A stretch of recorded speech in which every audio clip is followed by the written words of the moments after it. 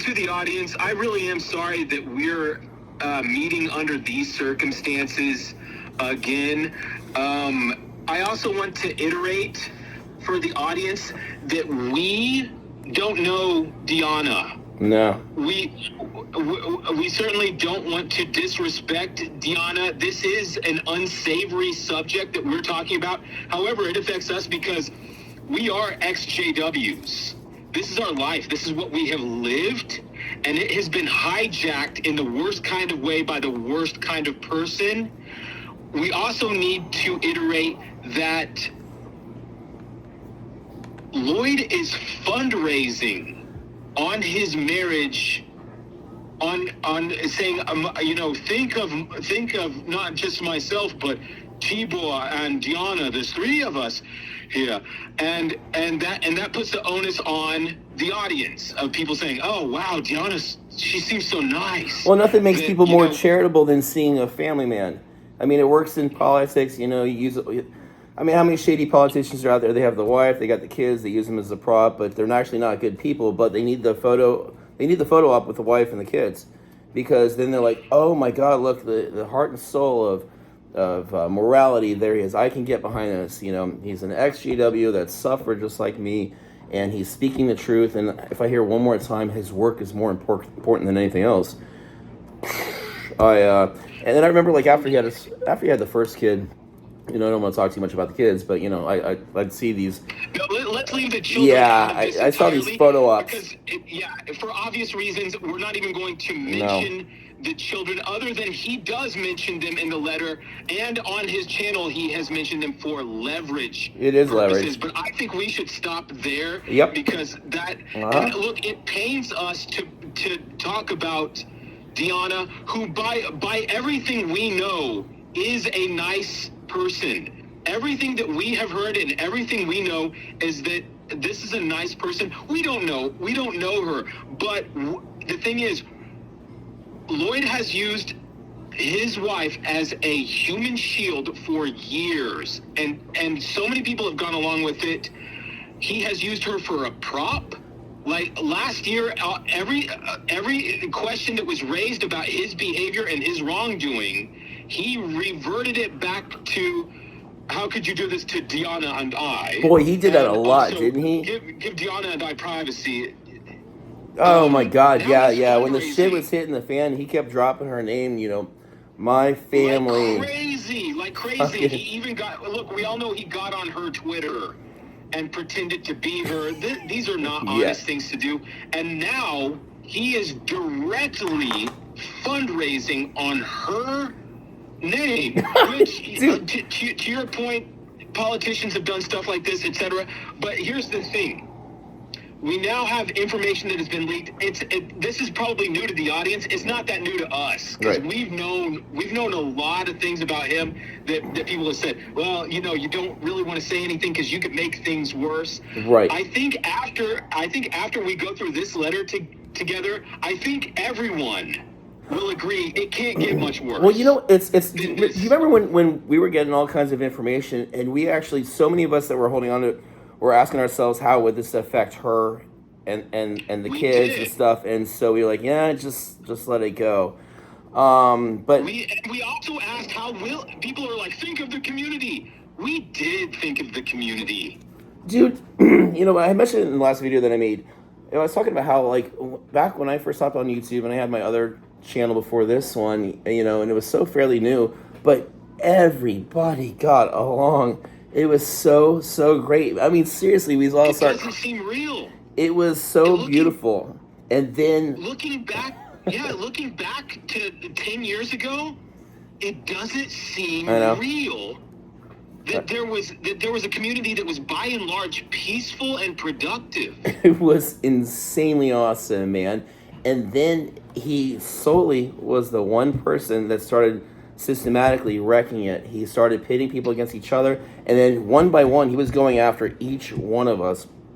And that's that. It's, people think I have my main problem was with him making the money. That's not it. Most people that are following him don't know where this all started and how he originated to be who he is now. It was Tony. I was on YouTube before him. It doesn't.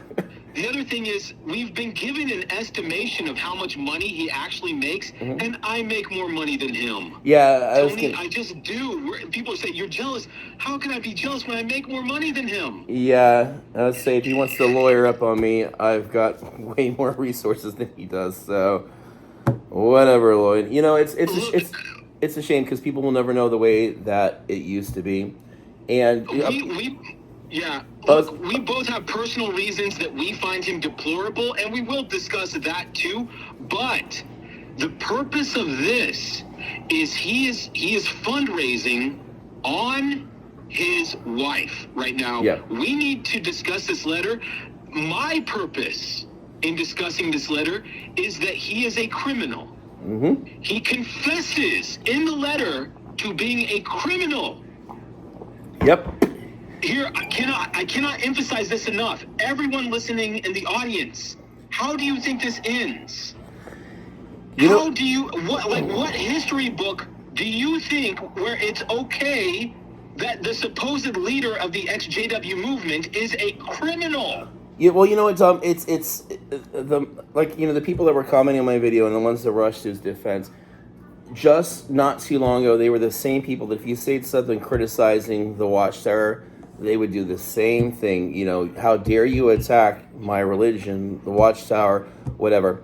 So, like Parker brought up in that interview that Kim did with him, that what he does is, the way he was smart about this in building his new cult was that he used the same elder tactics, okay, that he used when he was an elder.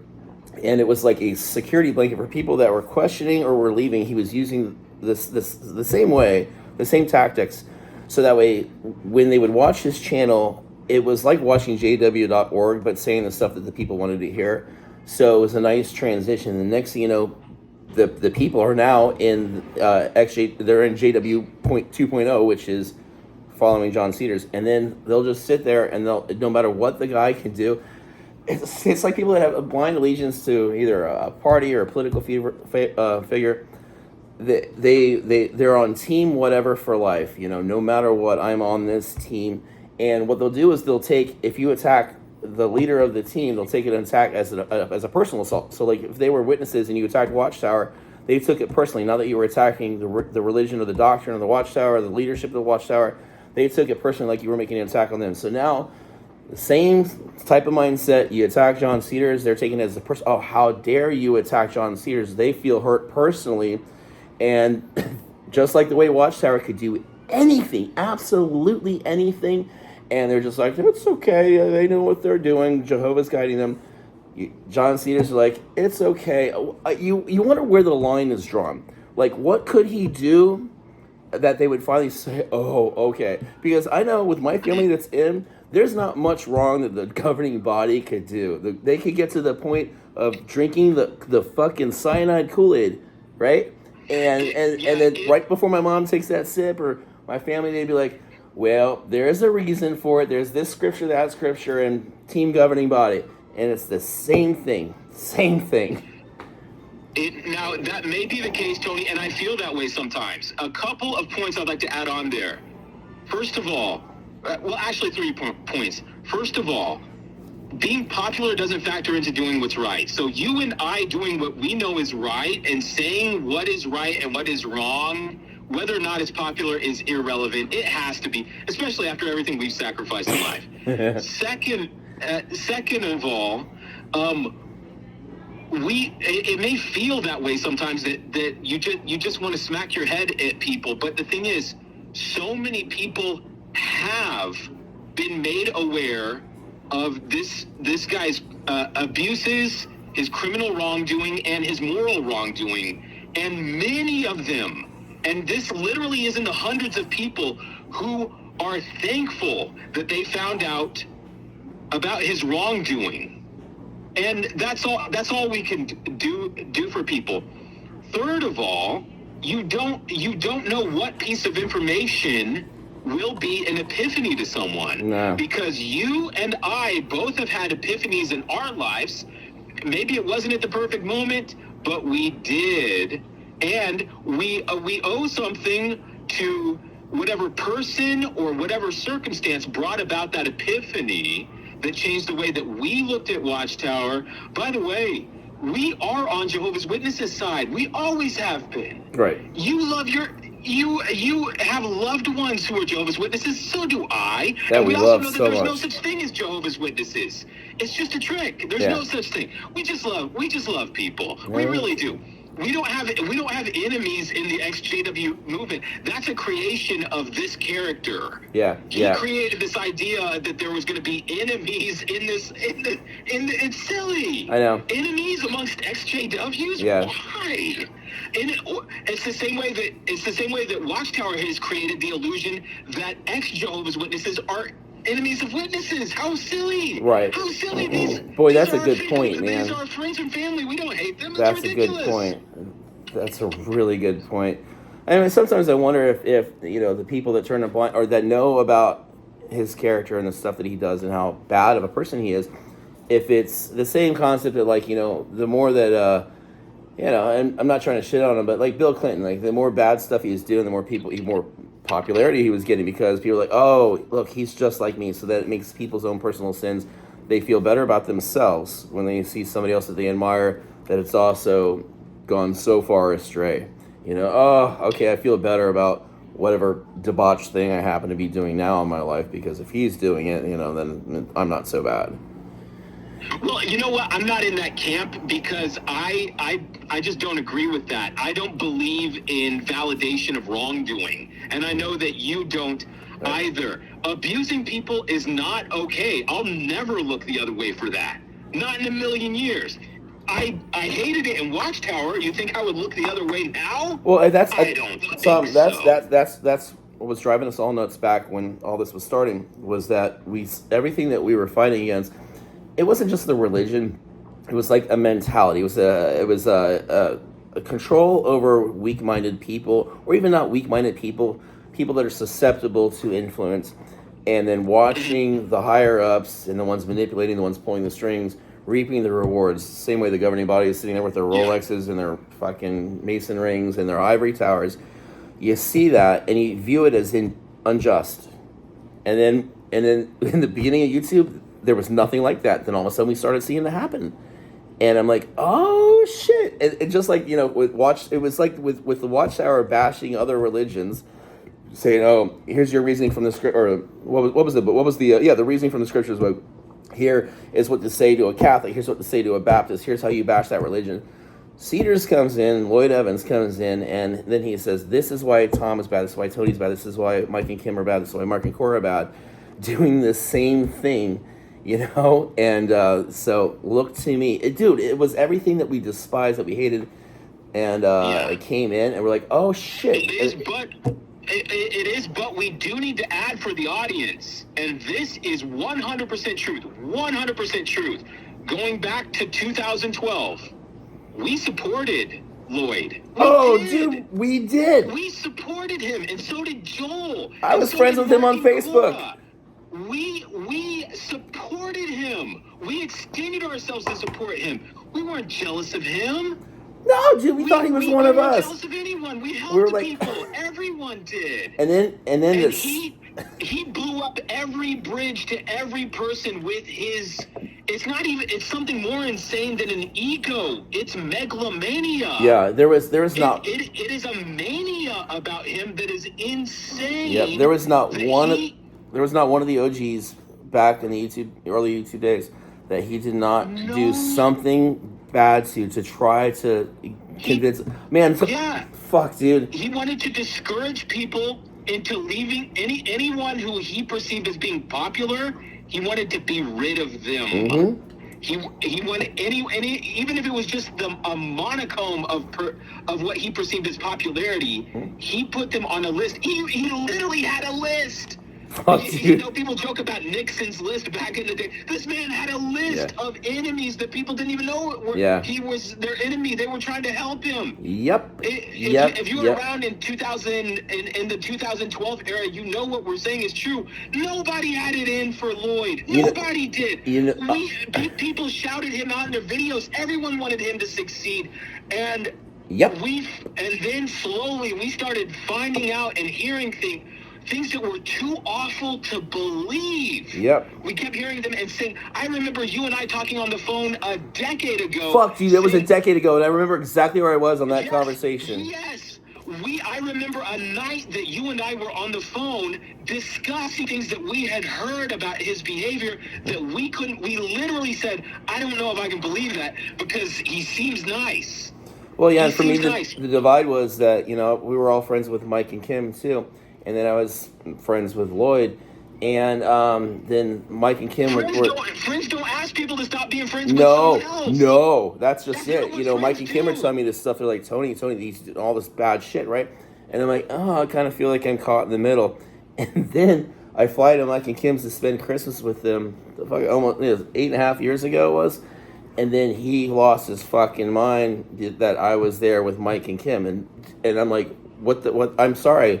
What? I'm not in the middle of this, and I had all those. That's what an abuser does. That's not what a friend does. A friend doesn't tell you who you can and can't be friends with. Yeah. So back then, there was only so many people he could start this with, but then as he grew his channel, and you've seen the plethora of people that have said. I mean, we're talking, dude, hundreds of people that have had a negative experience with him.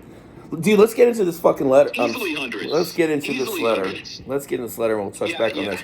All right, so this letter, we finally have permission to read it. I'll try to cuss less. Sorry, Kim Silva, you're right, I do cuss too much. Kim's right. Yeah, Kim's right. I know. I get worked up, man. I do the videos by myself and I start going into bro mode. We're not perfect. No. Let's just do the best we can. So this was right after. This is the letter that he wrote to Diana. How do I pronounce it? Diana. I've heard other people say Diana, so let's do Diana. Let's go Diana. Again, we mean no disrespect to this woman. No. Dude. Lloyd is fundraising on the basis of his marriage. Yep. We want you to understand what his marriage is. Yeah. We want you to understand this. And this is the letter that he wrote to Diana after all those Thailand pictures that we ended up getting, and then when the shit was hitting the fan before it went completely public. This is what he wrote to her. Now, it's not that long of a letter, but it's enough. It's meaty. Hi, let me take my chewing tobacco out. Sorry, guys. I have a nicotine addiction. It's just who I am. It's the morning after the train wreck, the night before. So, in hopes of making it through the day with some semblance of sanity, I thought it might be cathartic to write to you about your decision and say some things I wasn't able to say in the Zoom call. I want you to know I wasn't aware that photos are now going directly from my iPhone to your computer. I had assumed that if there was still some connectivity with Apple, it would be something I needed to sort out before flying home. So what it is the Apple sharing program, which is how my that was the death blow for my last relationship when I was hanging out with Joel in Chicago. Hanging out with girls, and I was taking pictures in real time, and the ex was getting them, so I know this pretty well. Hey, to the audience, to briefly summarize you to what's happening here, when Lloyd was traveling abroad, he didn't know that when he uploaded photos to the cloud that his wife was able to see them too, and he uploaded himself according to the writings. We've seen the pictures of him with one particular woman, but apparently there was more than one woman, or that's what I've seen in writing. Yeah. So that's just to bring the audience along. Yeah. This guy was caught. He was caught. Well, it's kind of like that old adage, or, when they say, I'm not saying he's a child molester, but when a child molester is caught that one time, and they're like, no, this is the only time I did it, or when somebody downloads, illegal child porn, no, this is the only time. They've done the stats and the research, how much more it actually happens. So he gets caught. Of course, you're going to say it's the only time.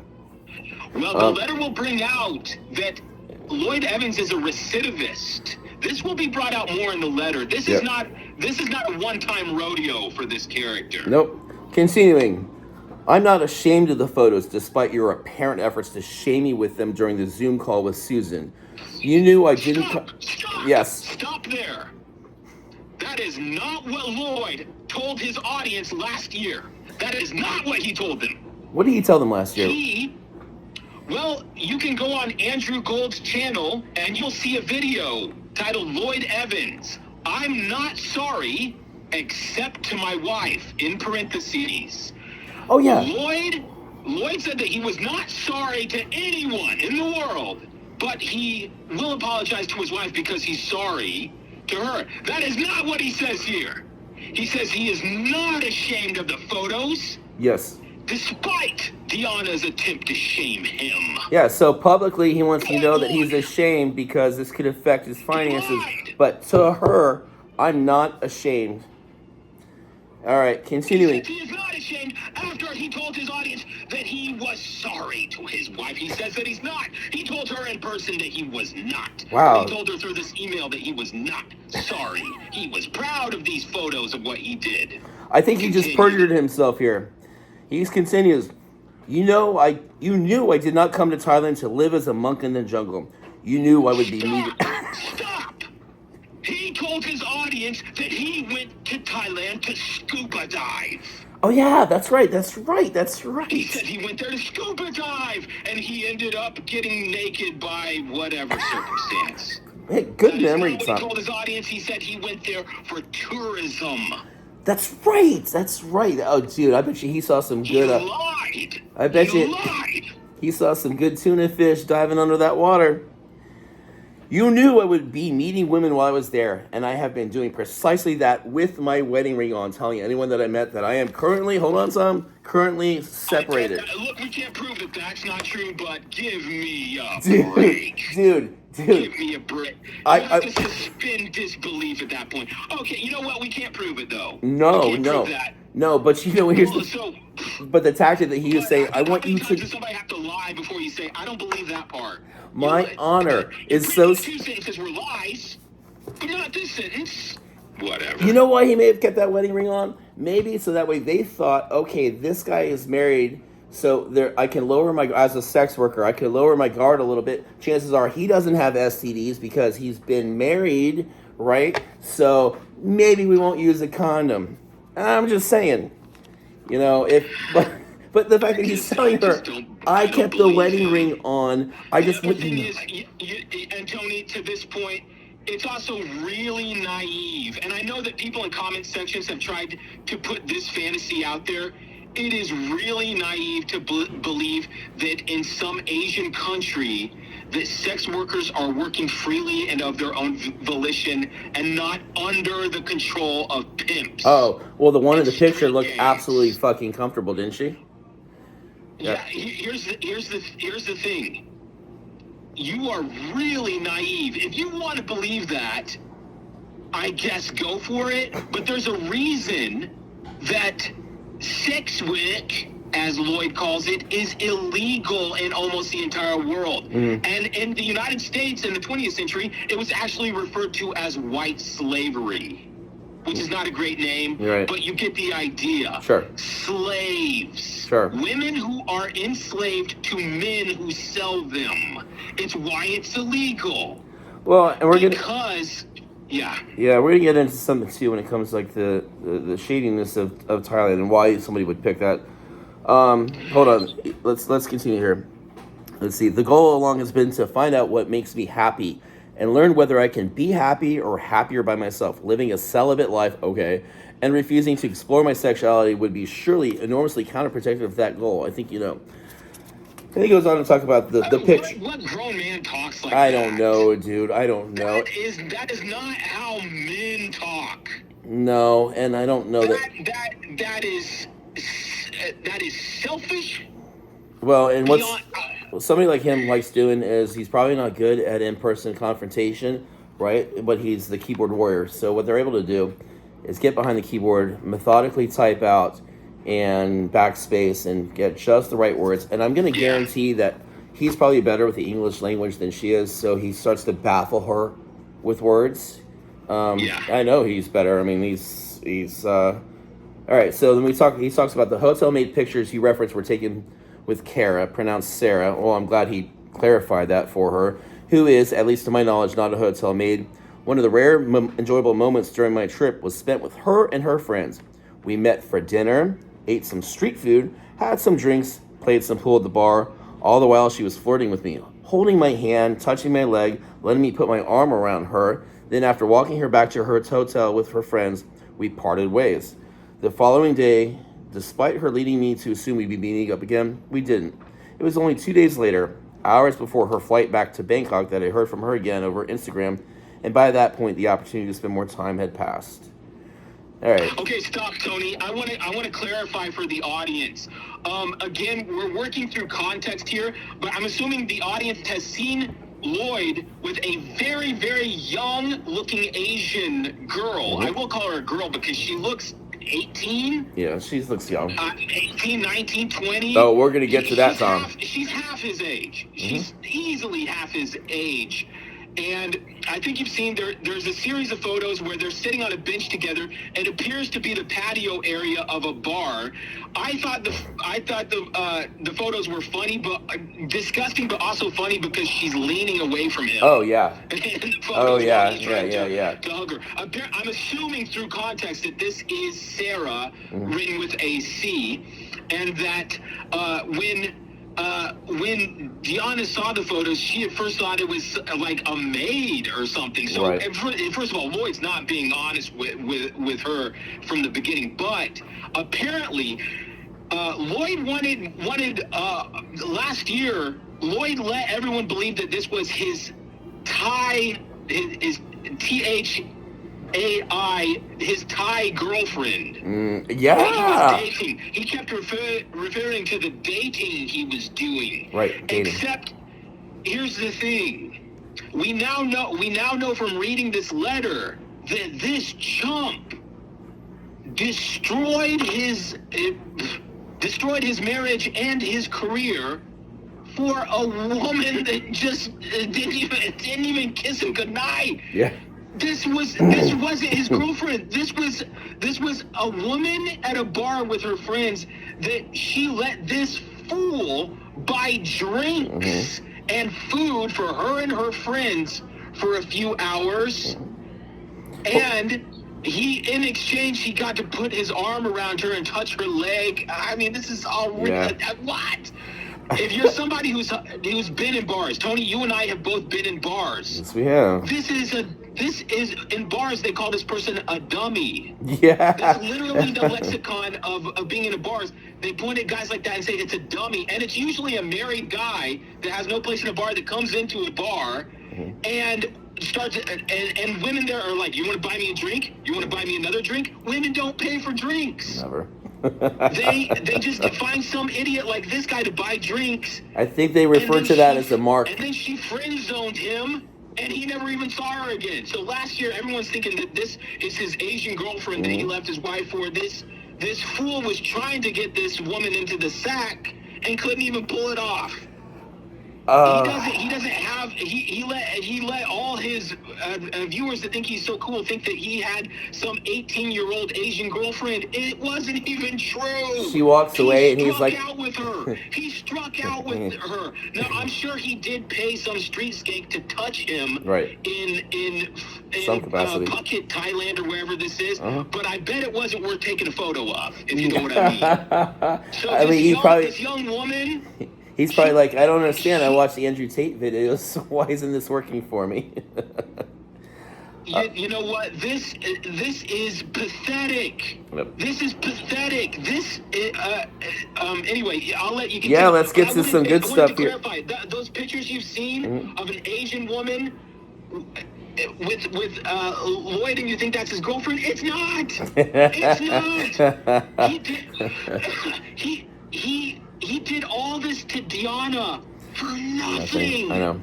All right, continuing. For a woman that patted him on the hand. I know. Let's get to the insane. The paragraph that I love here. Next, follow me after this, after he's talking about Sarah, Kara, whatever she is. He says, I learned a great... He corrected his wife. He wanted his wife to know the correct pronunciation of this woman he tried to sleep with. Yeah. It was very important to him that he wanted Deanna to know her name and something about her. Yeah. And from that he says, I learned a great deal from the whole experience, which was the whole point of coming on this trip. I learned that it is possible, here we go, I learned that it is possible for younger women to show an interest in me. Something I also... Whoa! Damn. Delusional. This is textbook midlife crisis. How many middle-aged men have you heard this trope from or seen it on TV? Yep. How disgusting. I'm sorry, Tony, but I have to lay this out. Yeah, dude. I've been waiting for this one. You and I are both married men that cherish and adore our wives because we know what a blessing it is to have someone stand beside you year after year of your life. Every mistake you've made, every foolish thing you've done, you have this person that stands with you. And now, this sleazebag, after everything he put his wife through, going back to the 2000s, when just immediately after being married, he started betraying her. And we know this for a fact now. Immediately when they were married, he began betraying her. For 15 years, this woman stood beside him. And now he thinks he should trade down for some fictional 18-year-old that doesn't exist that is interested in him. How dare you? Based on what? What is the justification for that? What merit do you have that you think you should be able to trade down? What have you done to deserve it?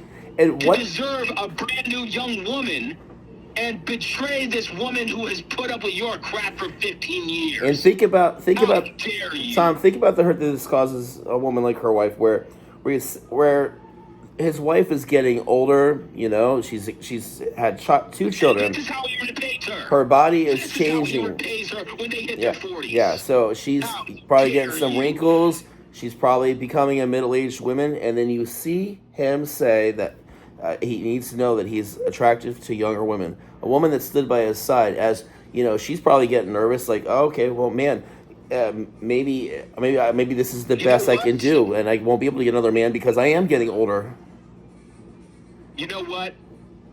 First of all, if Lloyd didn't think he had money, if he didn't think he had money to play around with and toy around with, he wouldn't dream of it. No. If he was broke, which I think he probably is I think he sucks with money. I don't think he knows how to manage a penny purse. So I think he's pretty close to broke. But if he didn't have income, he wouldn't dream of it. No, is it? Because everyone who has seen Lloyd and has seen Deanna thinks that he should get on his hands and knees and thank God for what he has. Amen.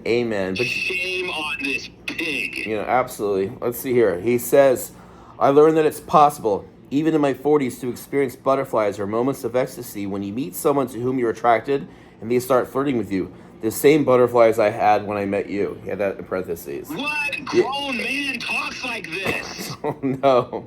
What man talks like this? Nope. This is how 13-year-old boys talk if they're sissies. Yeah. What man talks like this?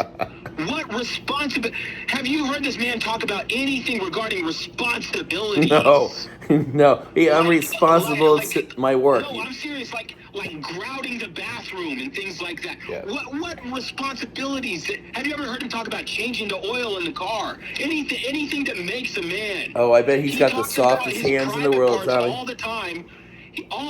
Every letter he writes, he mentions his genitals. Every letter he writes, he talks about his genitals. He doesn't know that your actions make you a man or make you a whatever you are, whatever beta male thing you are. I don't even know how to describe you. Yeah, I'm sure he's named his penis.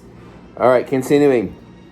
But as with Texas, I don't know what really went down in Texas, but these experiences turn out to be fleeting. Yeah, exactly. Nothing happened. He is gaslighting Deanna into feeling jealous and insecure by pretending that he was showered with attention in Texas. I'm going to take a wild guess that Jack happened. Well, and Tom, here's where the self-deprecation happens to a little psychology trick. Okay, here we go. It's a manipulator's technique. Yep, here we By the way, just for the audience, this is a part of the letter. This is the second act of the letter where you're almost going to feel sorry for Lloyd. Yeah. Not me and not Tony. No. We know better. We're grown men. We know better. Here we go, brother. This is worthless. This means nothing Absolutely. to us. But as with Texas, these experiences turn out to be fleeting, and you're left as a 40-something overweight blob with the same rejection you routinely face as a 20-something, lean but slightly ugly bachelor. As nice as the butterflies are, and as lovely as it was to experience them again after all these years, they are no substitute for a meaningful relationship with someone you love and respect. No. First of all, you don't respect Deanna, or you wouldn't have written that. That is the most disrespectful thing you could have ever written. Looking in Cinderella's mirror like you're the woman? Ridiculous. Second of all, nobody made you be overweight, Lloyd. You did that to yourself. Nobody made you be a lazy, weak... By the way, you're physically the weakest man I've ever seen in my life. I thought that was a joke when he posted pictures recently of, I'm finally in the gym, and he was holding like, 5-pound barbells. That I was like, oh wait, he's serious. He was serious. It's so nobody made you be a sloth your entire life. Nobody made you be a slob. Nobody made you look dirty, like your hair is greasy all the time, because you just sit in front of your computer screen. And this is addressed in the writings where Deanna says all you do is sit on your computer and scroll. Right. That's Deanna's words. So the reason he looks like some greasy, lazy, out of shape guy with dirty clothes, dirty hair, wrinkled everything, sitting in front of a computer, because that's all he does. Yeah. Which is stupid. It's so stupid that this person, Deanna, again, we don't know her, but it seems like all the ingredients were there if he wanted to have a really nice life with a really nice person, and he crapped all over it. Yep. He crapped all over it. Here we go, continuing.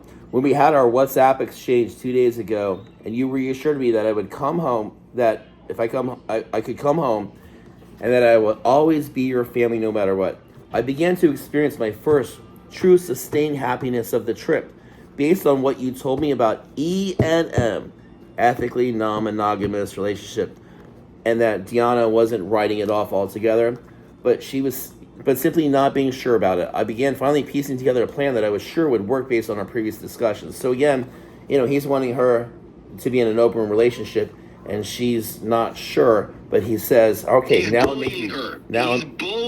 He's bullying her. Yeah. First of all, she didn't come up with this terminology, E&M.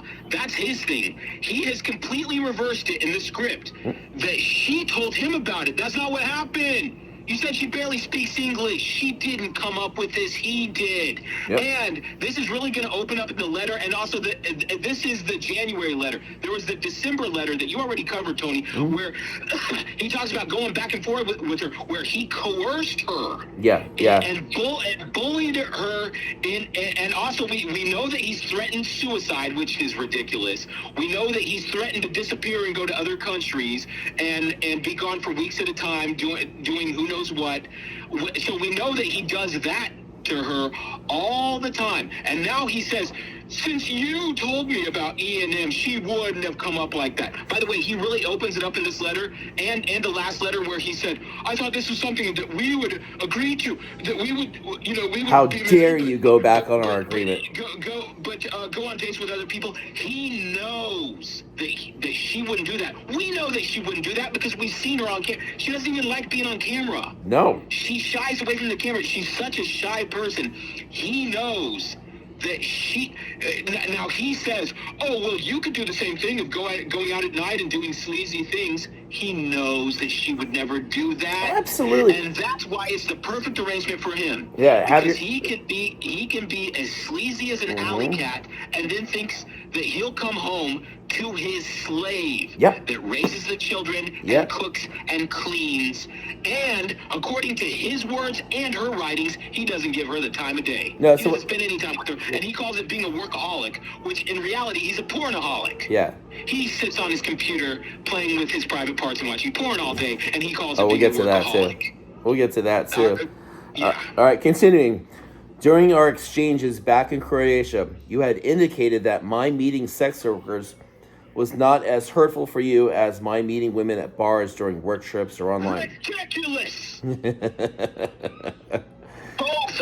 Both are insanely hurtful. Yeah. And he just said, but you picked one that was more hurtful. This is an abuse. This is an abuser. Yep. This is how they talk. Continue, Tony. Sex workers. Let that slip, though. No problem. Sex workers are, after all, there to do one thing, and there is zero romance involved. So I assure you. Stop. First of all, I want the audience to stop and think about what was written there. Lloyd, these are his words. He views women as objects. Not even objects. Women hate being objectified. It is so demeaning. It is so demeaning. It is so wrong. He's not even objectifying women in general. He is referring to them as slaves there to do one purpose. Stimulate his private parts. Yep. That's it. Nothing else. There's no pleasantries. There's no anything. By the way, women in these, I don't want to say anything that people find demeaning or whatever. I'm just going to be really blunt. Women in these type of countries that people like Gary Glitter go to. Oh yeah, right. They're slaves. They just are. Do you think they're feminists that are walking the streets because they're so empowered? That's not reality. You know what? They're owned by gangs. They want to. Vicious gangs. These perverts want to lie to themselves and think that these girls had an opportunity being a CEO of some Fortune 500 company, but because they love sex and they love their profession so much, this is why they elect to be sex workers. No, it's desperation. It's absolute survival. And they are predators of the Western culture. Men, typically white men with money, that want to come over there and use the economic advantage that their country has over the impoverished area of Thailand. And they don't have a choice because they're thinking about putting food in their belly.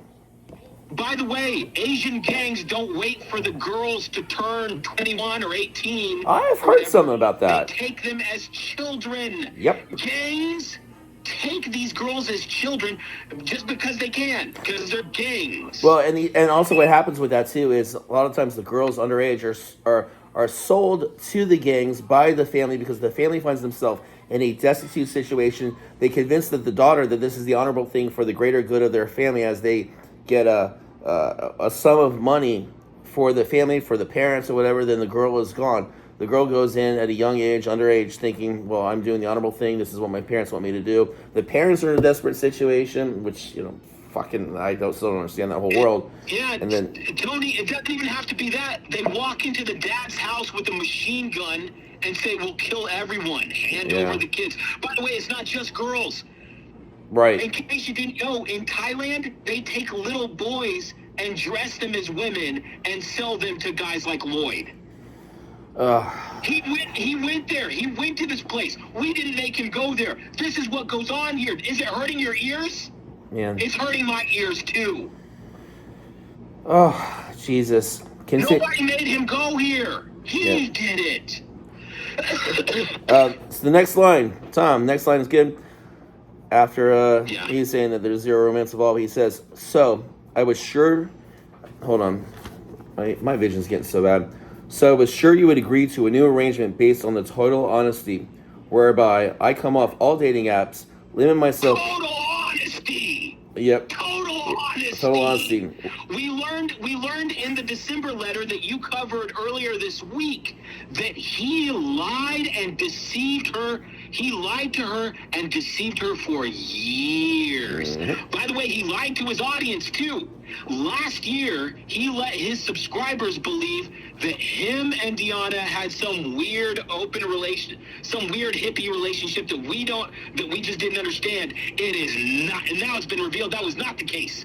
He lied to that woman for years. And it was funded by the ex-Jehovah's Witnesses. They funded it. Absolutely. And here are the terms of this arrangement that he was talking about, Tommy. He says that he's going to come off all dating apps. I'm going to limit myself purely to occasional porn as a means of satisfying myself sexually.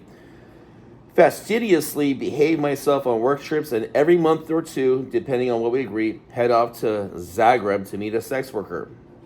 Stop. Yep. Stop. I need to stop there, buddy. I need to point out. First of all, the word fastidious should never come out of his mouth. You are a liar, Lloyd Evans. A relationship based on total honesty after years of lying, and then you got caught, and now it's just all about honesty. Yep. And now everyone's supposed to trust you to be fastidious while gallivanting around the earth for no reason. By the way, there's no reason for him to go to all these countries. There isn't. He lied and said it was scuba diving, and we know it's not now.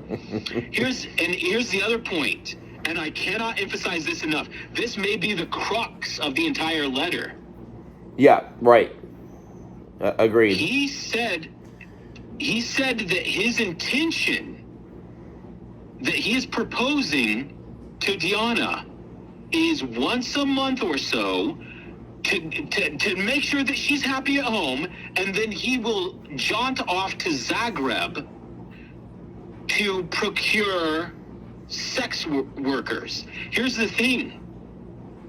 That's illegal. Yeah.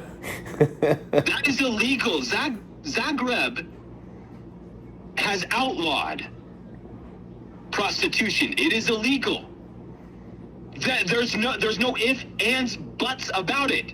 This is premeditated crime. Yeah. This isn't even like, oh, in college I did some crazy things or something.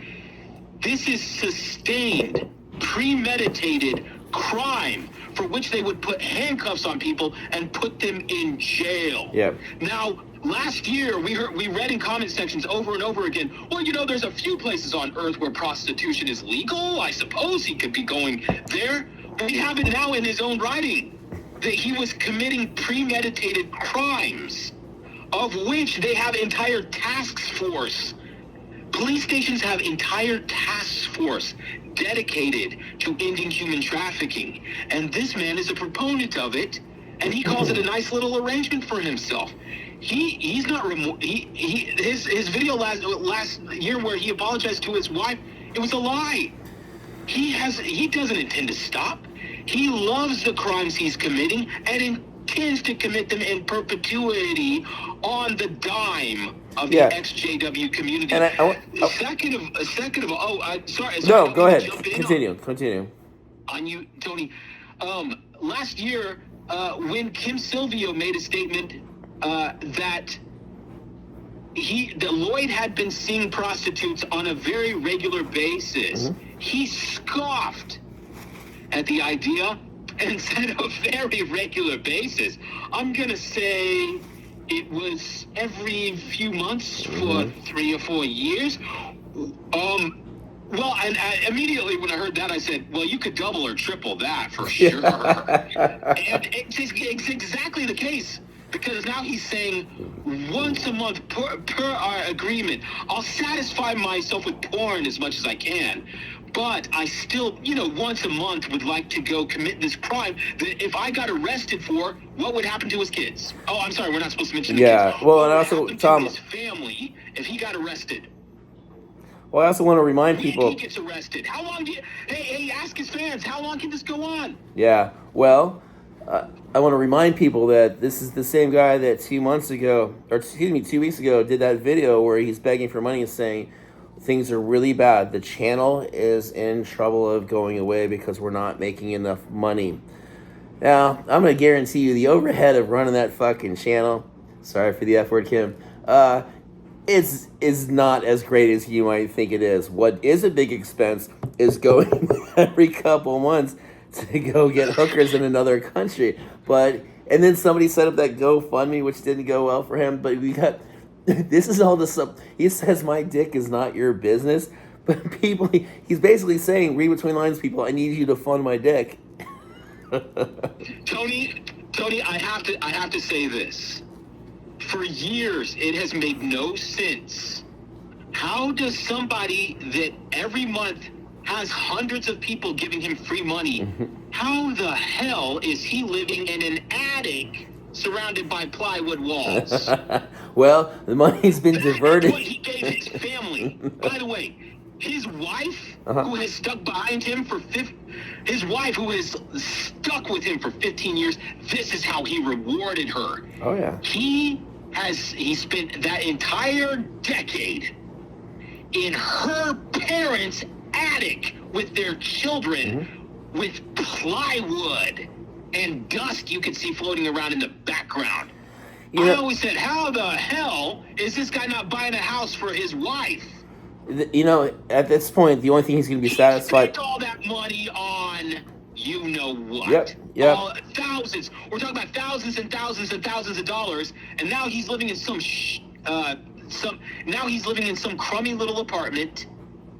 His wife, God bless her, who knows how she's making ends meet? We don't even know. And the only answer is that the ex-JW community has to keep dumping money into a completely corrupt person that loves only the gratification of his private parts. But the work, Tom, the work he does, doesn't have anything. Do you get that? The only car I've heard of them having was one that was given to them. Yeah, free BMW. Their quote-unquote apartment, it wasn't an apartment, it was an attic. Yeah. And it was an attic in one of the worst countries in Europe. No offense. They're in Eastern Europe, in one of the worst, poorest countries, and he's living in an attic while supposedly, at the same time, being a rich celebrity. I never understood that. People say, oh, you're all so jealous of how rich he is. I'm like, he's living in an attic. What are you talking about? And his wife doesn't have anything. That's the saddest thing. You didn't buy... There's a part in this letter, or the last letter, where he says... Think of the perfumes and lotions I bought for you. Yeah. I was like, what? You're supposed to be buying houses and cars and things like that for your wife, not lotion and then holding it above her head. Like you did something for her. You haven't done anything for her. You're broke. She read that part of the letter. She's rocking back. He wrote a letter saying telling his subscribers that he couldn't afford his children's haircut. Oh, yeah. Complaining that he couldn't afford a haircut. How could somebody that has made thousands and thousands and thousands of dollars for free while living rent-free be broke? You have your answer. You've all been paying for illegal sex activities. You paid for it, not him. He doesn't have any money. He's broke. He's an addict. You paid for it. Damn, man. I wish I had taken his angle when I was really into the cocaine. That would have been great, man. Not have to pay for my fucking coke. All right, let's continue here. All right, let's see. All right, hold on. Hold on here. More than anything, I was relishing coming home and getting back to the lovely family environment you and I had already worked so hard to build over the years with everything. No, she built it. She built it. Yeah. You did nothing. You've done nothing but be a scumbag. You've done nothing. It was all her. Yeah.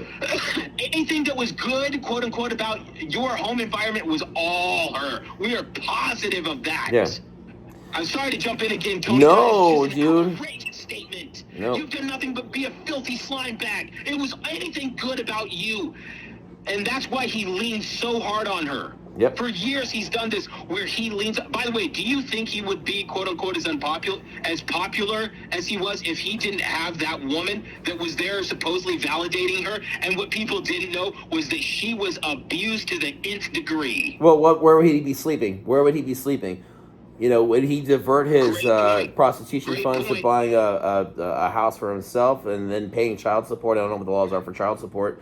But no, because she took care of everything. They live in her parents' house, correct? Yeah, and yeah, so that gave him carte blanche to spend as money as he sees fit. And then of course, she's already beaten down. She's not going to question what he does with his money. He probably says, no, this money has to go back into the business. This is how I'm growing our movements. So she doesn't question one single penny. Yeah. Dude, what can she do? Yeah. What can she do? I mean, I had a joint account with Jen, and I spend anything, and that's the way I want to be. I got accountability. It's easy for us to tell this little woman that she should raise her little fist against him. That's not realistic. No. Especially since her real support structure that pays the bills, i.e. her parents, especially since they have that old biblical view that she has to be ultimately submissive in the most JW way. Yeah. Tom, the next line's a little fucked up, okay? Yeah. This one bothers me. He says, I was even allowing myself to imagine resuming the search for a new home in Istria. You know what, Gianna? You do not get a new home now. There, any dream you had of having a home of your own has now been shattered because of you. Well, it didn't happen in 15 years. Maybe it'll happen in year 16. That line fucking bothers the hell out of me. Again, sorry to cuss. Let's see. No, realistically, those of us that know Lloyd, let's see. He could continue spending thousands on orgasms, or he could buy some, a respectable home for his wife. Which one do you think he's going to pick? Oh, yeah. By the way, you don't have to answer. The next 5 years will bear this out. Of course. I mean, you don't have to answer. The future will answer. You're living in the attic at your parents' house with your wife and 2 kids in your 40s, and you're saying, I was thinking about searching for a home until this. Well, carrot and stick. It's the carrot and stick that is used in the Kingdom Hall. What? It is used by the Watchtower Society, and it is used by Lloyd Evans. A carrot and a stick. He's dangling a cupcake in front of Deanna. You've always wanted a respectable home. What does that say to you? I was close to giving it to you before, you began acting this way. What the cuss. What the fuck does that say to you as a man that you are dangling just the simple, basic providing as a husband thing of having a house? I got a house. This is Jen's house, okay? You know what? If I didn't have this house now, guess what? I'd find a way to get a house, because that's what a man does. A man kills themselves, doesn't think about going to prostitutes. Your first priority, how about this, Lloyd? How about you get the house first? Get a roof over the head for your family and your wife, then go ahead and start searching out sex workers. He's addicted to pleasuring his body. I don't know what else to say. Yeah. Continuing. Then, boom, 40 minutes into our relationship counseling session, you drop the bombshell that there is no relationship to salvage because you already decided you want a divorce, because she just got those pictures. Dijana, you chose the cruelest of ways to land your punch. I want you to process that sentence he said. Deanna, you chose the cruelest of ways to land your punch. Think about that loaded language there. Just think about it for a minute. And while you're thinking about it, I'd like to point out a couple of other things. Mm-hmm. At this point in the letter, you may assume that Deanna insisted on marriage counseling. But you'll find out later in the letter, that's not the case. No, sir. It was Lloyd. All part of... Lloyd insisted that they get marriage counseling. But in the same letter, shifts it onto her and says that it was a setup. It was a setup, and that Deanna and their counselor, he calls her Sue and Susan, mm-hmm. that they kind of teamed up against him, and it was a setup. But it was him. He hired the counselor to have a fall guy, or whatever you call this. Mm-hmm. So you will see this again and again and again in a letter. This is trademark abuse. He constantly shifts all blame to her, all the time. Well, so let me tell you, he has not taken any blame for anything. This reminds me of something I did. He's done all the wrong, and all the blame. She is his portrait of Dorian Gray. Yep. So here's what I did when I got this fellowship. I cheated on my wife, and I told her the next day I used that as the catalyst to get disfellowshipped, and I wanted out of the marriage. And then she told me a couple weeks later, she's like, I forgive you, I want to work on this. So what I did is I did 4 weeks of marriage counseling. I said, all right, we'll go to the marriage counselor. What I did was I did it so that, completely knowing that I was leaving, that I was done with the marriage, I was done with the religion. I did it so that way I could be like, well, I tried. I guess the counseling didn't work. I went to counseling. It was a pathetic, weak move on my part, where I just was like trying to not save face, but I was going through the motions, be like, I obviously must be a really bad marriage if the therapist didn't fix this. That's what he's doing here now. You go to counseling and be like, well, I mean, if Sue can't fix this. Later in the letter, he blames the counselor. He's blaming Deanna all through the letter, but there's a part where he actually starts blaming the counselor and Deanna. All right, let's interesting. Yeah, let's move on. So, hold on, previous page, blah, blah, blah. Bear in mind, I've already before been in a situation where I've been made to dredge up deeply personal things about my personal life under the guise of being helped or counseled. And that was in my judicial committee in 2009. I've dragged my. Stop! Now I have to talk about this. This is a central point of the letter. This is so important to the audience. Please listen to this. I hope you heard the last sentence where Lloyd speaks of his 2009 Judicial Committee, where he had to dredge up personal indiscretions. Of which he won't tell you what that is. He won't tell you what that is. It was supposed to be apostasy, right? But no. His judicial committee that was in Croatia in the 2010s was supposedly for apostasy. That's another video. We'll talk about another time. But the 2009 judicial committee, which I'm not clear if it happened or didn't happen, or if there's two. It's almost like the Roswell crash, where it's been obfuscated, I think intentionally. But what we do know is that Diana caught him online with what he described as women and girls having sex talk. Yeah. Here's the thing. I have to tell you this in the audience. Please listen to me. I'm telling you the truth. I'm an elder son. Flirting with women and girls online will not get you into a judicial committee. It won't. I promise you.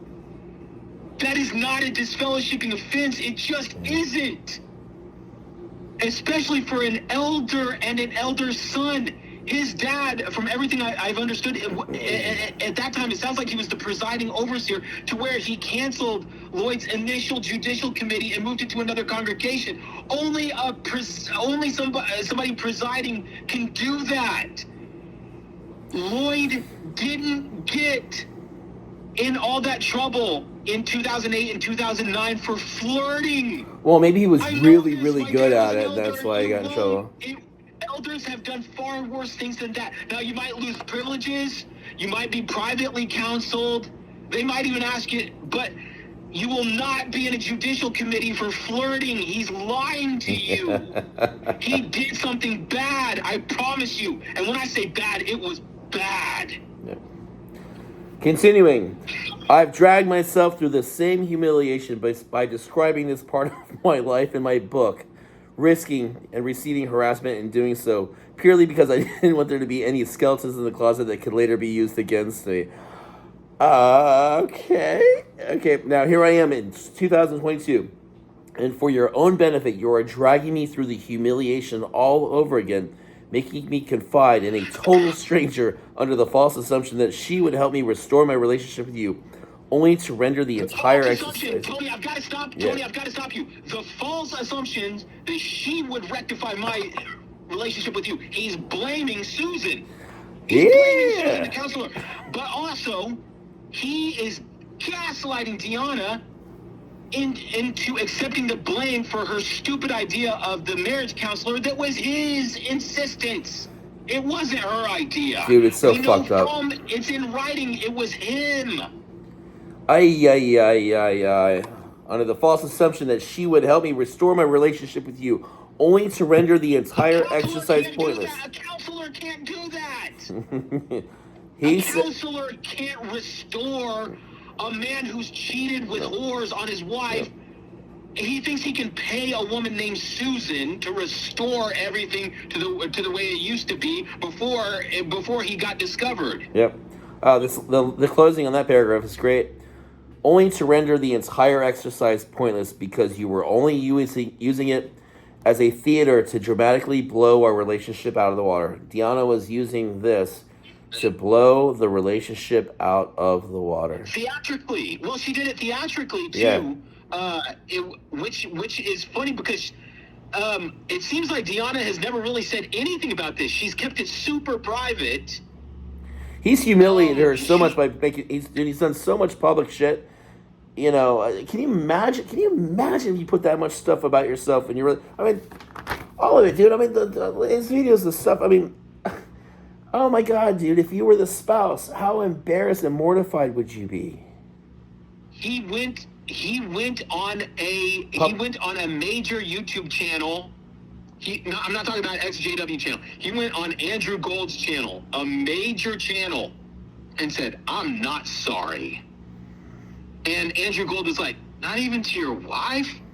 And he was like, Well, yes, to my wife. But other than that, I'm not sorry. He was committing illegal acts for years and hiding it from the people who were paying for it. and after he did the interview, he said, I'd like to get more, you said, I'd like to have a conversation with Kim Silvio and find out her side of the story. He threatened to sue the guy. Yeah. We got 2 more paragraphs left here. Maybe, like you say, you are doing us both a favor. If I am being completely honest, there were elements of our relationship that I found troubling, aside from the sexual incompatibility. I'm sorry, guys, my voice hurts. Okay, I got to say a couple of things there. First of all, if you love your wife, there's no such thing as sexual incompatibility. That is ridiculous. Do you think maybe they're incompatible because he's fucking somebody else in another country? And do you think maybe she might constrict a little bit when she sits there in that moment of intimacy where he might start making a move on her, and then he thinks, oh, that's right, he's fucking totally overage girls in Thailand. He just came back there this weekend. And then he pins on her saying, wow, we're sexually incompatible. How does that not fuck with your wife's head when you're trying to make a move? Well, also what we have learned about Lloyd, and also what she surely learned about Lloyd a long time ago, is that he views the stimulation of his genitals as the responsibility of a woman, whoever the woman is. So it's really dark. By the way, this is what a soul that has been gutted by hardcore pornography looks like. Yeah. Somebody that sits on their computer and watches porn and plays with himself for hours and hours and hours, day after day, year after year. This is the end result. This is what it looks like. Well, he did it to himself. Yeah, because they have to keep notching it up. What he's really saying is, I'm dead inside. You're not attracted to me. So when he talks about sexual incompatibility, he makes it sound like something lofty. It's really not. Because the thing is, if you love someone, you don't care about the, I have a back injury, I have to lay this way on a bed or something. It's so ridiculous. Also, did he say that he found something troubling about Deanna? Yeah. Well, he found troubling aside from he says, do you suspect that she's hiring male prostitutes? I would love to know what it is. If I'm being completely honest, there were elements of our relationship that I found troubling aside from the sexual incompatibility. And this entire episode has brought some of those issues to light. He says, you, parentheses, can be controlling and manipulative. Sorry, my voice is really hurting. You do sometimes twist my words and try to make me feel like there's something wrong with me when there isn't. Hold it. Stop there. Of course. I need to stop there, buddy. You try to twist my words and make it seem like there is something wrong with me when there isn't. I want you to process that. We have learned that for years and years and years, this man has been engaged in illegal sex acts all over the world, from one end of the world to the other. And he is telling this poor woman, you try to make me feel like something's wrong with me when there isn't. Yeah.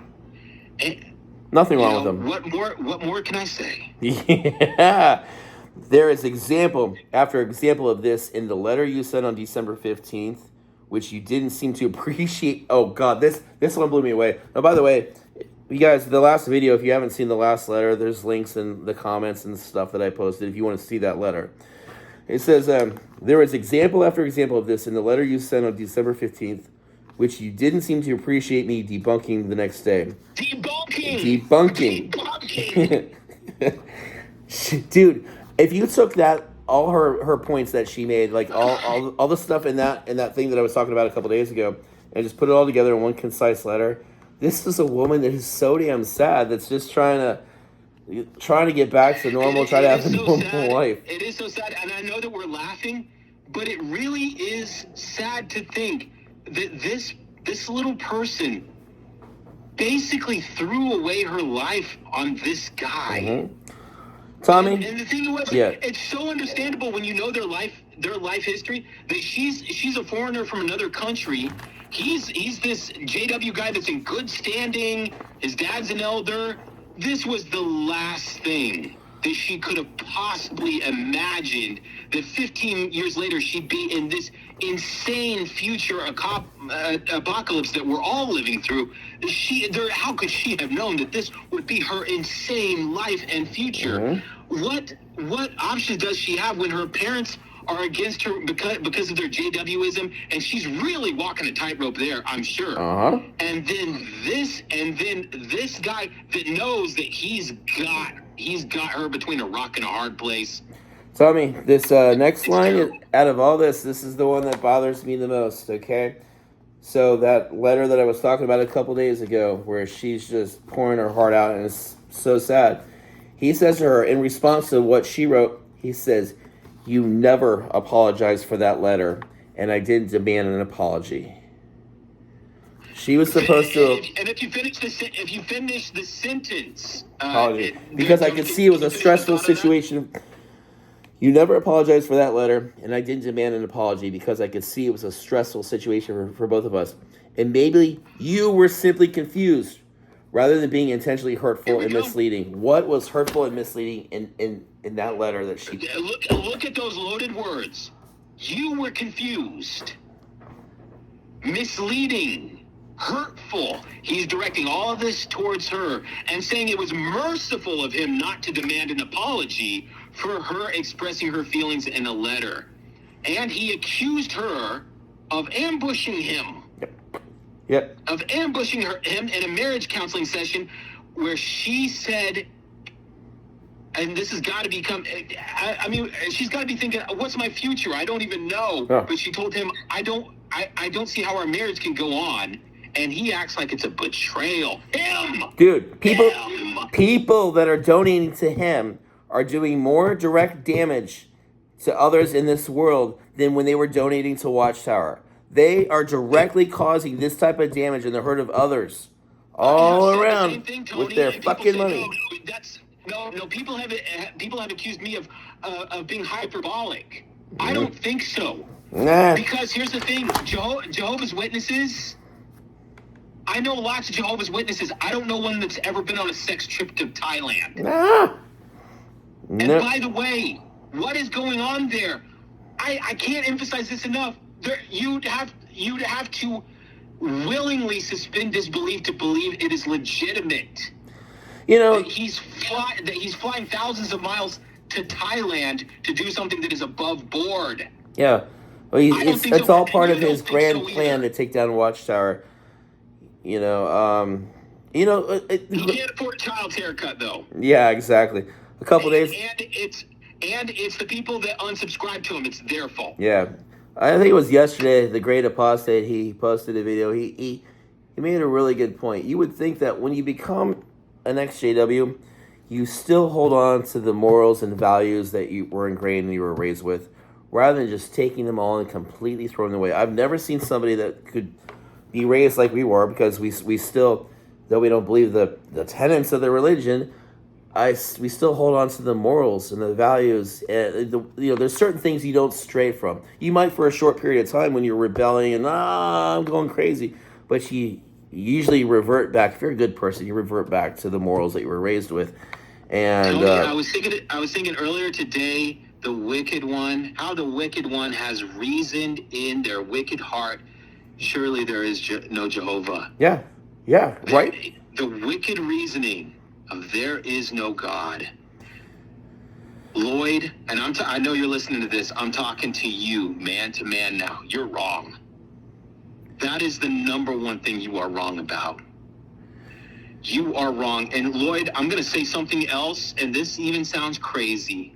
I know you're listening to this. Oh, yes. It was 5 years ago. You threatened my parents. Oh, I remember that. You threatened my parents. I want you to know that I have forgiven you. I really have. I was mad. I hated what you did, Lloyd. But I'm thinking about my mom. I want you to know this about the woman that you threatened back in the winter of 2017. I want you to know that if she was still here, she would say, just forgive him. Yeah. Just forgive him. I want you to. It's sad that this is all you know about her is that you threatened her. If she was sitting here right next to me, she'd say, just forgive him, because she'd say, there's something wrong with this guy. Lloyd, there is something wrong with you. And I'm just going to throw this out there. Maybe I shouldn't be saying this. I think you're addicted to something. I think I think you had a bad personality to begin with, and I think you're addicted to drugs. And this is something that Tony and I know a little bit about. I'm just saying this. I really believe, Lloyd, you are addicted to drugs. Yeah, that's got to be something. It's just, and nobody whispered anything in my ear. I just know that about you, Lloyd. You are, and we know from your channel that you do edibles and things like that. And I don't even know that that's illegal in the countries that you're traveling to. But Lloyd, I know what somebody who takes pills look like. I know how they talk. I know how they act. You're on, and I'm the kind of drugs that kill people. I want you to know, Lloyd, that I don't want you representing the ex-Jehovah's Witness movement. That's my thing. I want you to stop. You have no business. You're an abuser of your family. You're a criminal, and you're a liar. Those things are incompatible with being the leader of an activist movement. I want your followers to stop and think about this. How can someone who plans on committing crimes, who lies to multitudes of people for years, who misused money that he said on his website, it was in writing. I think he scrubbed it now, but it was in writing for years, that the money that was given to his website would go directly towards ex-JW activism. Oh, yeah. It didn't. No. It didn't. It went to orgasms for himself. Lloyd, as a man, I want you to know that I have so much peace and I have so much God in my life that I don't want a sad ending for you. I really don't, despite anything and everything that's happened. I really want you to get better. I know it's crazy for me to say this. I really, when I think about your eventuality, I don't want you to go into the abyss you're always talking about. I don't think Tony does either. I don't know what else to say except it's not something we don't want doom for you. You're not fit to continue doing what you're trying to do. It's not going to work. This is what we're trying to tell your subscribers too, and we know that it's a cycle of people. Every couple of years, it's all new people listening to you. And here's the thing, Lloyd: if you didn't have all these serious problems, we wouldn't be against you. Here's the thing, Lloyd: if you really changed your life and you said, you know what, I'm going to contact the police in Thailand, in Croatia, in Budapest, or wherever you have other broken laws, and tell them the truth. I have broken laws. I have broken your laws. I'm ready to answer for that. I want to answer to everyone. And if you really did come to the community and you said, you know what, I blew your money. I took your money under false pretenses. I fleeced a lot of people, and you don't have to take my word for it. There's multitudes of people online that say, I wish I didn't give money. He took my money. I thought it was going to his channel. He used it for illegal things. If you, the money's gone. I don't even know what you could do. But if you went on your channel and said, I don't want to do it. I think by and large, a lot of people, I can't speak for everyone. I think most people would say, go with God, Lloyd, and just get better, etc. There's not really a campaign against you. We're campaigning against your actions. Do you really think we're going to sit back and let you do all these things and be quiet for what? How could that help the movement? Anyway, I may have said too much, Tony. No. Well, Lloyd, Tom.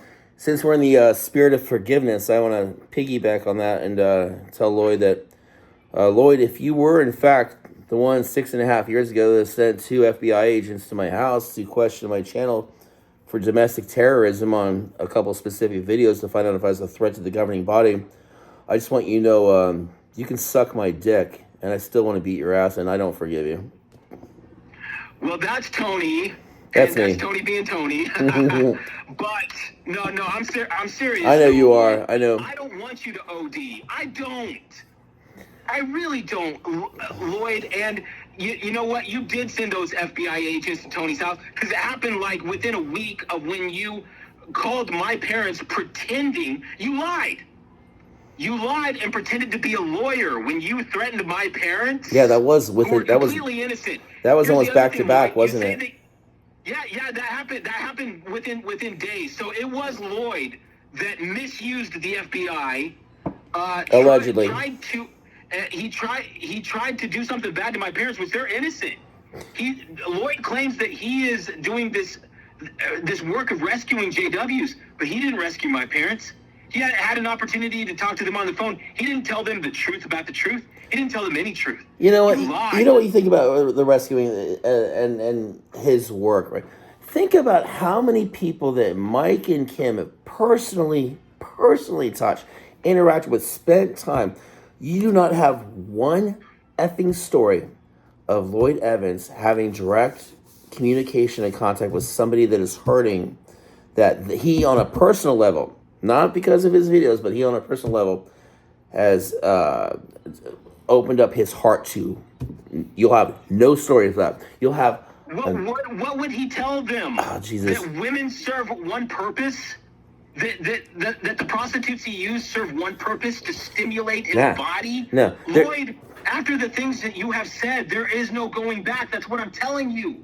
You can never, and this is what I'm telling your audience, this will never work. There is no future.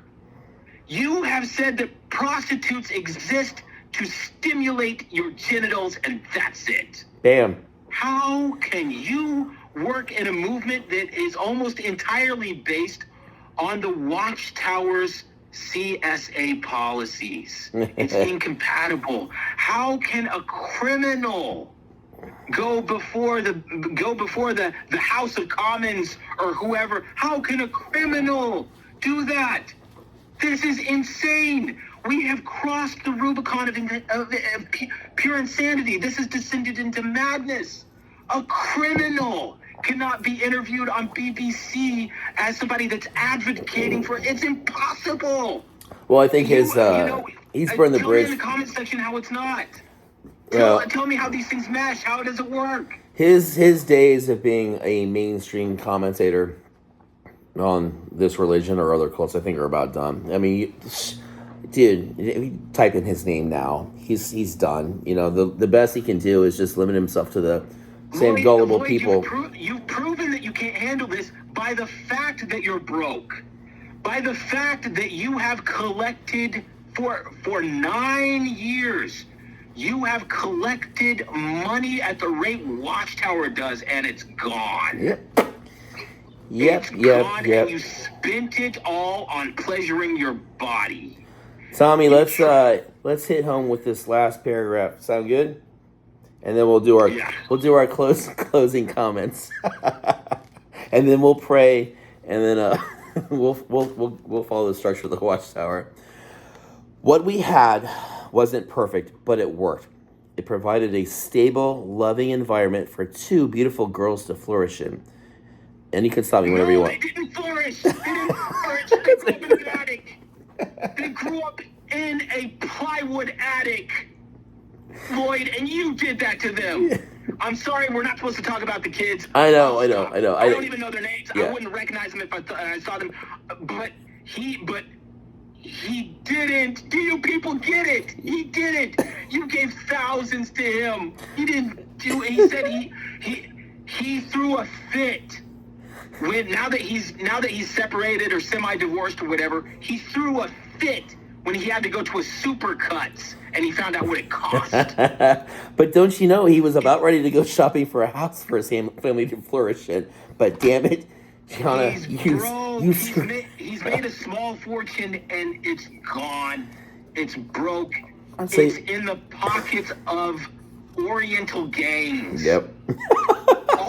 all that money, it's on the streets of Thailand and Vietnam and places like that. It's gone. God, I know he's been funding commies. I knew it. Do you people get this? He keeps saying he needs money to make videos, but they're free. They always have been. Tony, you and I made hundreds of videos. Dude, we came home from work. They cost nothing. Dude, it's YouTube. It's free. I would come home from work. I'd have a long, I had that landscaping business for 22 years. 22 years when we first met, Tom, all those years ago. And I'd come home just fried, burned out, and I would go onto the computer and I'd make the videos. I'd spend, days making some of these edited videos. Just for one, I thought it was fun. Two, I just was like, yeah, man, I just try to entertain people. But I never thought, oh, you know what? I can quit my day job here and just try to make funny videos. No, because I'm a fucking man with calluses. Can I tell you a story? Yeah, buddy. Tony, can I tell you a story about back when I was, years and years ago, when I was superficial friends with Lloyd? That's the other thing. I used to email back and forth with Lloyd. We used to be on Instant Messenger. I remember one time years ago, Lloyd, because he has a hobby, he does like thumbnails and things like that. And back then I didn't have any thumbnails or anything on my video, and he made a really nice collage. It was me, and it had all this JW stuff in the background. I liked it, and I said, thanks, Lloyd. And he said, you can use it as a thumbnail on your video. And I said, oh well, I don't on YouTube. I don't have that option because my channel's not monetized. And he said, not monetized. And he said, but how will you make money? I said, I don't. And I forget what he said after that. But this was around the same time period that he told me that Shyla Huntley was a liar. Oh, God. Because Mike and Kim's daughter, I was, just genial friends with. I didn't know her real well, but we were friendly, and I was friendly with Mike and Kim too. And I remember they told me a story about him being verbally abusive to their daughter, and I couldn't figure out like why. And he told me that she was crazy, and not only that she was crazy, that she made it all up. And then they said, well, we've got the receipts. We have printouts of his conversation. And that's, we learned a long time ago that he's a liar. That was when the shit hit the fan for everybody else on YouTube, when he started attacking her.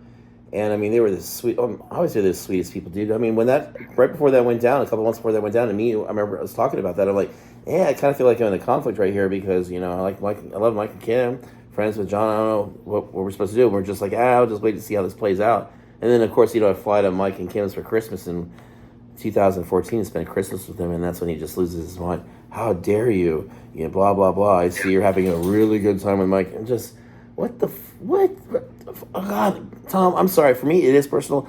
I hate the guy. Despite all this crap, which is just icing on the cake, I hate him personally. And I don't have the same wish for him to get better.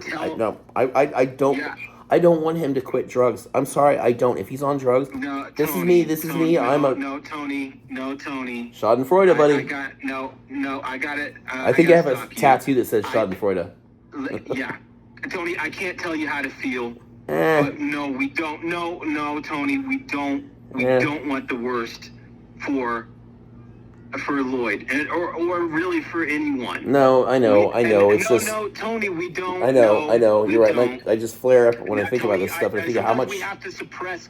Sometimes we have to suppress things that we feel inside. Look, I don't want bad to happen to any. I'm sad for Tony Morris. I really am. I think there's people that have done bad things in their life, but I'm like, I believe that there's something wrong with Tony Morris. I believe that he has PTSD from Vietnam, and I have an amount of sympathy for him because my grandfather was a World War II guy. He lost, he was in the Pacific Theater. He saw terrible death and destruction, and it informed his life as a Jehovah's Witness too. I think that like Anthony Morris III, I think his Vietnam, like when he talks about Vietnam stuff, it reminded me so much of my grandfather. And I was like, I'm like, maybe in this weird theater that we're all in, maybe at the end of it, we're all supposed to learn and forgive or something like that. Lloyd, I believe, I'm not saying this to insult you or slight you. Lloyd, something's wrong with you. You don't even see this. I don't want anything bad to happen to you or your family. We don't. But what you're doing is unsustainable. This crazy talk in his letter of things were working. We found a system that worked. You're delusional. It didn't work for Deanna or anyone. People, there is, I feel that this is a crisis point. You're trying to do something that is, like, even now with your fundraising you're doing now, people are going to get tired of it. They're going to see through it. You're going to have to make a decision of becoming something better than you are now, because the piece of crap that you are being, I'm telling you, there's still time in your life where you could be something different, and you could tell people, look, Lloyd, I know you're on drugs. I can see it. I have eyes. I know what someone on drugs. I've been around people on drugs. I know what they look like. I know you're on drugs. And if you stop this and changed course, I'm telling you, maybe in a few years, you could tell people, I was wrong. My dad was a narcissist.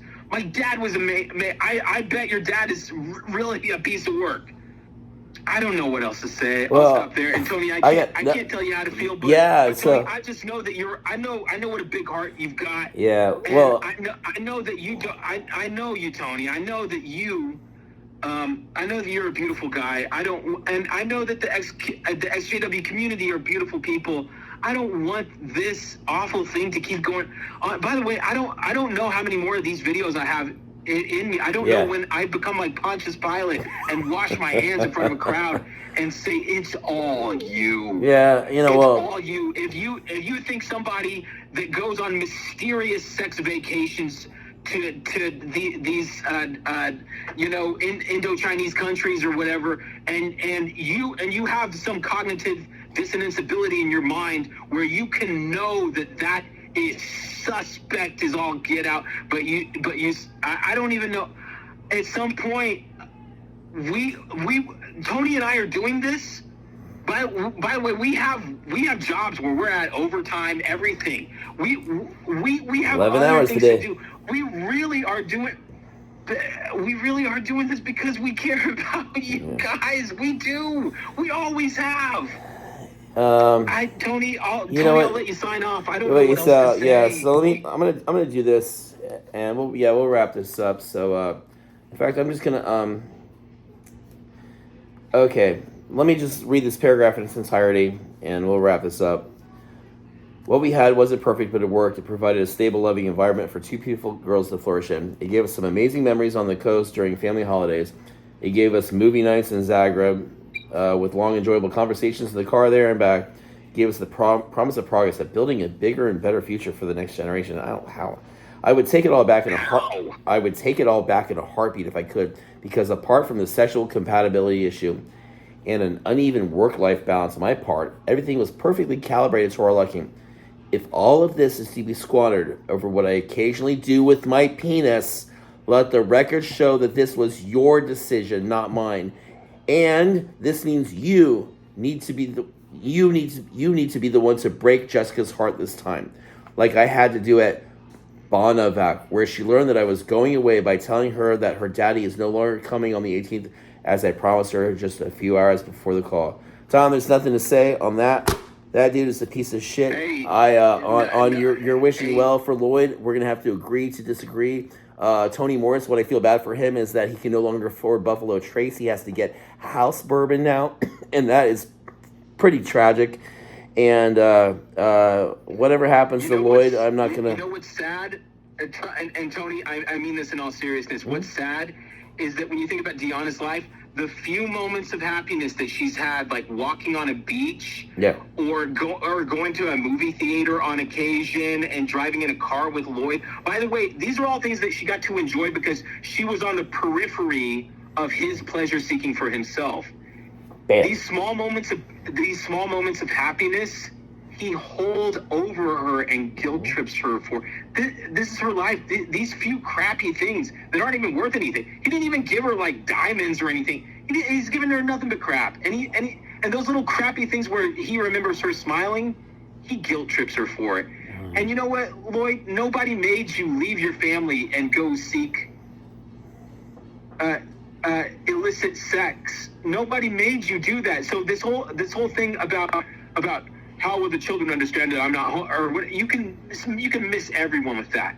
Nobody made you leave. You could have stayed home every night with your family. Instead, here's the other thing, Lloyd. Real men, and I'm saying this because I believe you're a drug addict. Real men, they don't instantly follow every impulse because they think it'll feel good, or there's some temptation or some desire to be. Real men tell themselves no. Yeah. It's and every time you do it, it gets easier. You don't even try to do it. So, well, here's what I'm gonna do. I'm gonna close it on this and on a positive message. For all the negativity that this has caused for the last 10 years, people need to know that there's a beautiful side of the XJW community, and this is probably the greatest example. Me, you, Joel, Eric, Parker, we've been in a group text for years and years and years. Every single day, we text each other, making each other laugh, building each other up. We're there for. We text. This has been going on for years, man.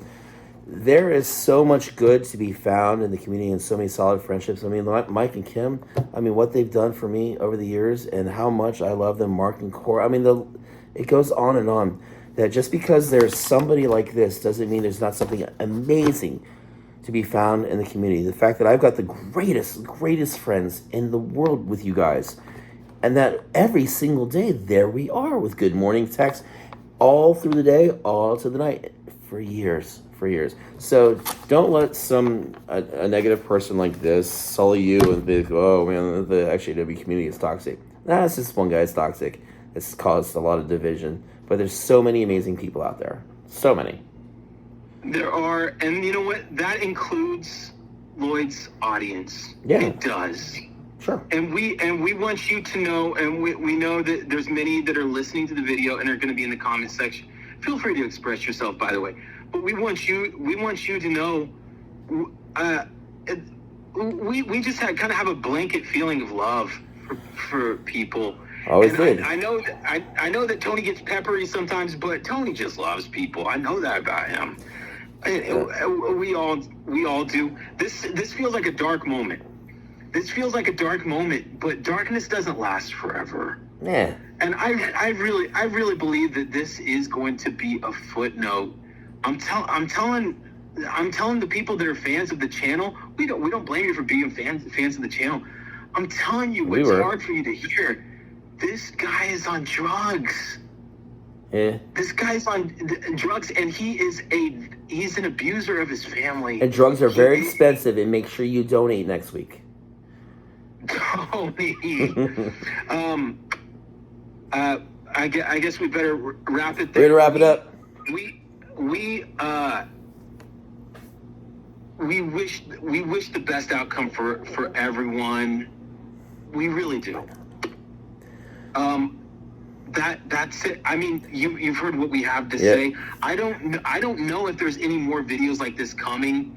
Nah, Tony and I don't have the emotional energy. No, there's a reason why I've been off this long. We're not glory seekers. We're not jealous. By the way, can I say one last thing, Tony? Yeah, brother. Everyone points to the quote unquote fact that Lloyd has 109,000 subscribers. All real. Stop and think about that. Now, I want you to look at every other popular XJW channel. Every other one has between 3,000 and 8,000 subscribers. Or if they're super popular and they've been around for 10 years, like Mike and Kim or something, they might have 11,000 or something like that. It's in that range. Like every XJW channel that people like has between 3,000 and 9,000 subscribers. What's that be? Lloyd, you know this. There's not 100,000 XJW fans of Lloyd that are floating out there. He bought those subscribers with the View Farm. He paid. It's insane, because what person would do that?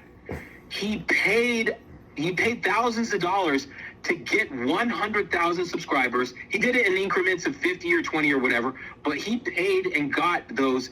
We've learned from the Twitter files that this is commonplace. Yeah.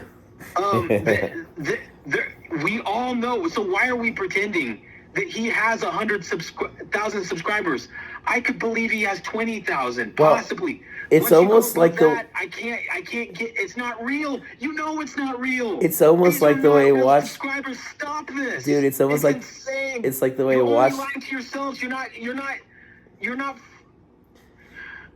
You don't think Watchtower, dude? You don't think Watchtower inflates their numbers? You walk into a key hall. There's 4 parishioners and a freaking a ball of dust and tumbleweed, and you're like, oh, and then you find out their stats. Yeah, we're up to almost 10 million people now. They're just not here.